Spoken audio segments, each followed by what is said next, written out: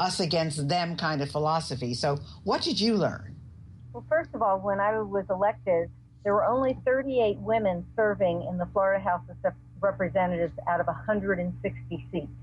I happened to be the only nurse, and my claim to fame became that I was the first active nurse ever elected to a state job in Florida, which I found very surprising because we have lots of licensed nurses out there. I think we tend to be so busy caring for others, we forget that our voice can be very powerful.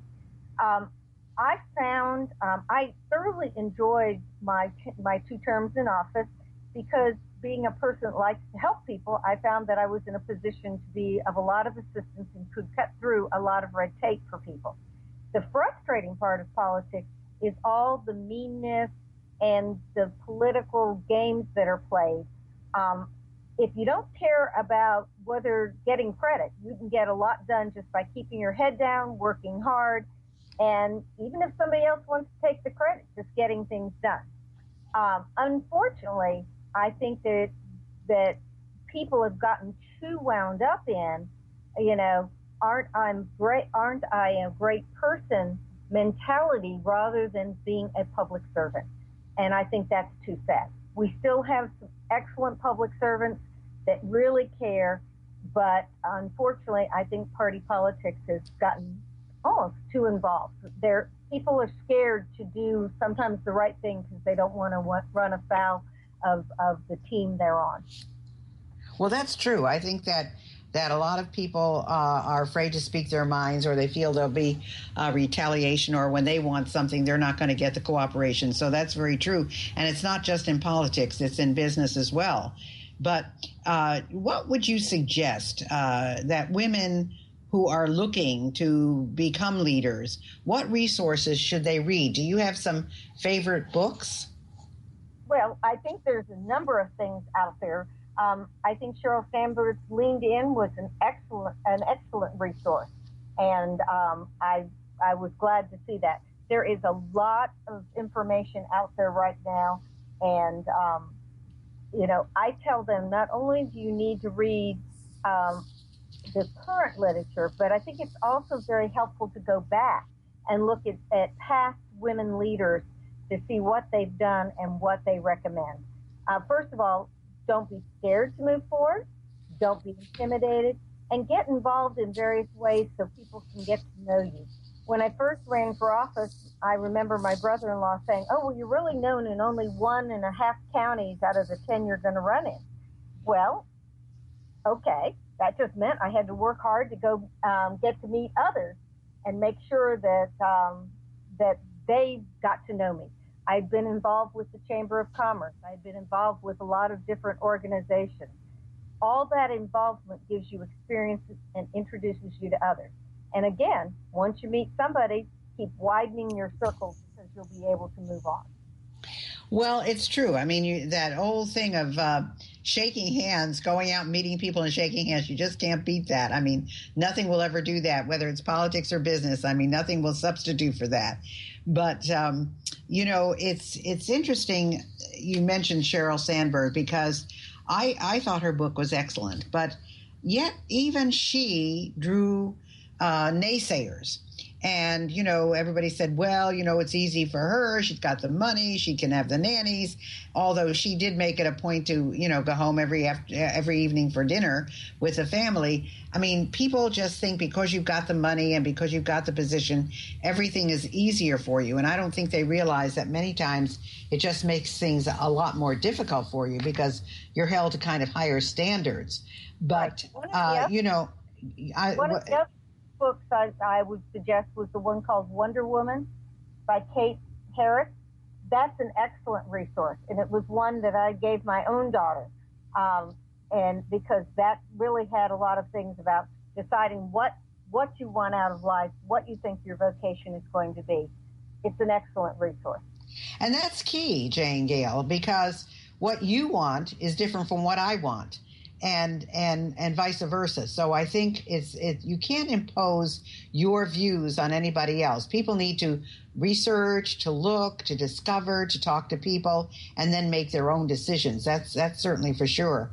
Well, now, what would you say that women who are pursuing to get ahead, they want to be where they think they want to be, what should they do to prepare for future opportunities? I mean, is there a certain path that you suggest they follow? Well, first of all, if you're working, make sure you always do an excellent job and make sure to develop your contacts. People used to laugh at me when I'd go get a new cell phone because they couldn't believe that I had 5,000 contacts that had to be transferred over. But you never know that somebody you met even 5 years ago may be the link that you need now for moving forward. The other thing is, if you take on an obligation, make sure to fulfill it. Don't just get involved in a number of things in name only. Your reputation is made by whether you contribute and if you contribute well. So it's better to have a few things, one or two, that you devote yourself to and do well, rather than just trying to have a list of 10 to make your resume look well. And that's true. I mean, a lot of people do things so that they get their name on the letterhead, or they can say, well, I served on such and such a committee, or I did thus and so. So it's very, very true. And I think, if you've got a particular industry or you've got a particular path that you're following, you should talk to people who are in top positions in those industries so that you really get a handle on what's required and what the best path to follow is, and also, where your opportunities may be, because they're living it every day. So I think that's an important thing.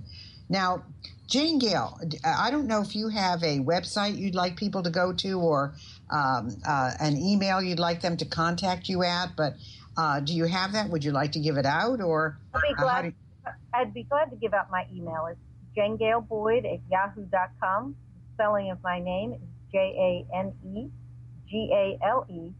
Boyd, Boyd. The Janegale is a family name. It was my first ancestor from Ireland. Her first name was Jane, last name Gale, like the gale of wind. And that's why it's spelled that way. Really? I always thought it was a Southern name. Nope. I was born in Reno, Nevada.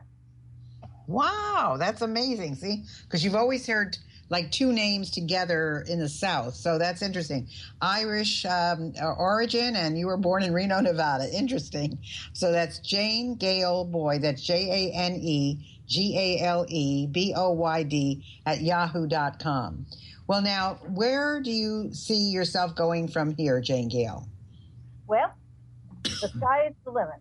My passion is healthcare. I love helping in the area of taking care of seniors. We will see. You never know. Opportunities arise, and you just need to be prepared to take them. So do you think that your preference is in an association market? Do you think you'd like to work for a corporation? Do you want to start another one of your own businesses? I mean, what sounds like Janegale to you? Any of those three. It's interesting. I've worked in the corporate model. I have started 3 businesses from scratch, being the paid employee to do it, but having done that. And each one of those things are fun and get me excited. I like new things and I like new challenges. Well, that's fantastic. I mean, it's very rare that you get to interview someone who has business experience and political experience and association experiences. So you're really a well-rounded woman. And I hope that our audience has taken what you have shared with them today to heart, because you've given a lot of good advice and you've given a good path to follow. And I think the important thing is that you're a successful wife, a successful mother, and also a successful grandmother and daughter, and that's it. You've got the whole package. And when people think you have to make a choice and, oh, I can't get married because, or I can't have children because, or I can't do this because, Janegale's a perfect example of why it can be done. So I want to thank her, and I want to thank for all of you for listening to Women in Business, the show that brings you women entrepreneurs and senior managers. And I hope you enjoyed our show today. I hope you connect with me on Facebook and Twitter, and be sure to download my ebook, Life Lessons from an SOB, on my website, spunkyoldbroad.com, where you can find information on my speeches, coaching, and resources. You can email me at Gayle, that's Gayle, Carson13@gmail.com. Thank you, Janegale, for being with us today, and thank you, everyone, for listening. Thank you.